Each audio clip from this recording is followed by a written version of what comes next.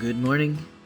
We're continuing our study with Alistair Begg on Truth for Dark Days using the Youversion Bible app, and of course you can join us using tiny.cc/CHDEVO. That link will take you there as long as this is our current study. If you're following along at a later date, then you can just search Truth for Dark Days or even Alistair Begg. His last name is spelled B-E-G-G, and I think you should be able to find it just fine. So today is day 2 in the series, and he's talking about the brevity of life. And he makes a strong point that as Christians, an awareness that life is short and that we will die need not be something that takes us to despair, but inspires us to live fully today.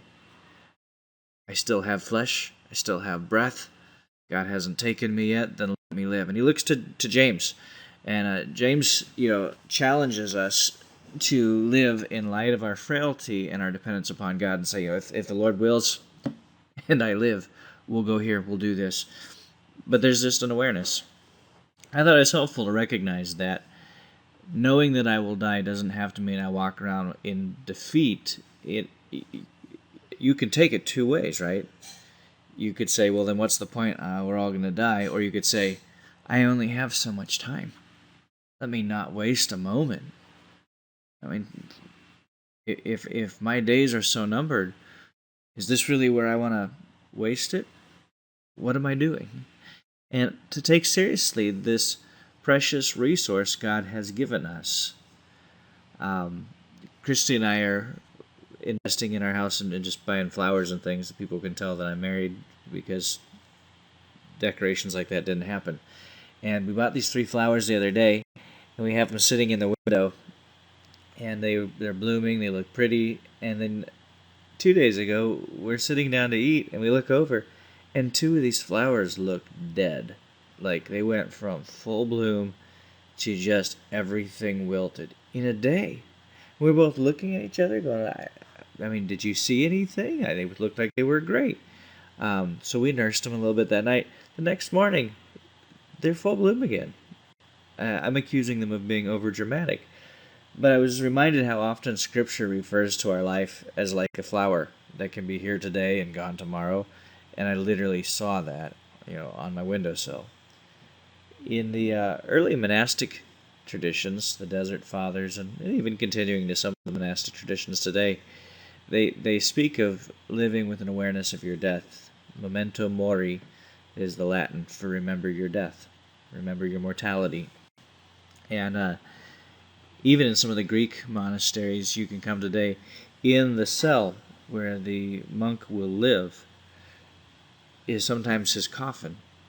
Or in some cells, if you have like a monk who's more hermetic and lives on his own, the previous monk who lived in his cell may have died and his bones put in a little box, and it's in the monk room. In other words, he's coming to this place and he sees the person who gave their whole life to it and died there, and from his entrance into this new vocation, he knows that's where I'm going to wind up on that shelf too. And that seems really dark and morbid, and they're not trying to be like nasty, but they felt like if they're going to dedicate their lives to God, then one of the first steps is a conscious awareness of death, that I die, and that I'm offering this life, this finite time before God. And so they felt like for a monk to be effective as a minister, he must first have a frank and constant daily reckoning with death. We live in a culture that seeks to escape death, to distract ourselves from it. We don't like to talk about it. It's sometimes considered socially rude to go there. Most folks don't like going to funerals. It is in vogue in our churches to replace funerals with celebration of life services. So rather than grieve and have a frank reckoning with death, we still tend to redirect and refocus more onto life. And I don't want to take away from the fact that Jesus has conquered death and we have hope. We do. But we can actually look at death, and God can speak to us through death. Jesus weeps at the death of Lazarus before he goes and resurrects the man. So we want the whole message. a grieving and a frank looking at death, to see all that is limited and broken in this life, and allow that to then inspire us to go from there and live the life God has called us to live, to offer Him a sober estimation.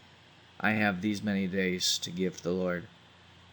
And so there's things I'm not going to waste my life on, because this life is His, and I will lay it down before Him.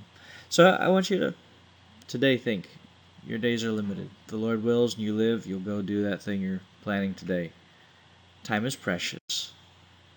How do you use the life you have and the time you have for the glory of God? Allow an awareness of your mortality to inspire you to live fully devoted for God. So may you live in light of death today, so that you truly live to Christ today. We'll see you tomorrow, and as always, if these are encouraging you, please click like and share so others benefit as well. God bless.